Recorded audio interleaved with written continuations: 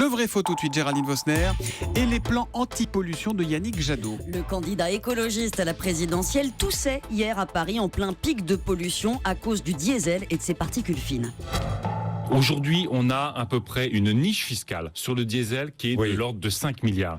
Il y a une niche fiscale sur le diesel qui représente 5 milliards d'euros, affirme Yannick Jadot. C'est vrai ou c'est faux ? C'est vrai, Thomas. Elle représente même davantage, un peu plus de 6 milliards en 2015, selon la Cour des comptes qui vient de rendre un rapport. C'est un héritage historique, une fiscalité avantageuse mise en place dans les années 50 pour favoriser les professionnels de la route, ce qui explique que les constructeurs français aient développé le diesel plus que tout autre pays. Il représente toujours 52% des immatriculations, même si on sait qu'il rejette davantage de particules fines. L'avantage fiscal n'est donc plus justifié et il a des effets pervers. Il freine la transition vers d'autres types d'énergie. Mais attendez, pourquoi on ne supprime pas tout simplement cette niche diesel ?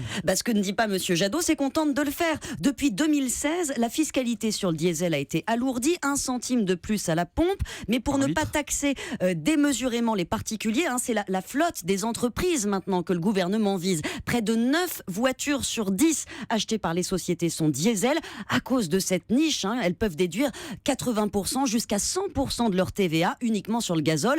L'idée, c'est d'étendre cet avantage aux voitures à essence. La loi vient d'être votée en première lecture à l'Assemblée. La TVA va donc devenir déductible sur les véhicules à essence, 10% en 2017, 20% en 2018, ainsi de suite. L'alignement va prendre en tout 5 ans. Donc pour inciter à moins polluer, on baisse la TVA pour tout le monde, c'est l'idée ? Oui, ça semble contre-intuitif, mais le problème, Thomas, c'est qu'on ne peut pas supprimer cet avantage sur le diesel, cette TVA réduite. Une directive européenne l'interdit. La seule solution pour effacer l'incitation, c'est donc de l'étendre à tout le monde sur 5 ans pour laisser aux industriels du secteur le temps de s'adapter. Il y a beaucoup d'emplois en jeu. À noter que le prochain budget prévoit aussi un coup de pouce fiscal pour les voitures électriques. Sauf si on se dit que ce qu'a construit une directive européenne, une autre directive peut le déconstruire. Mais ça, c'est un vaste débat que nous ne trancherons pas ce matin.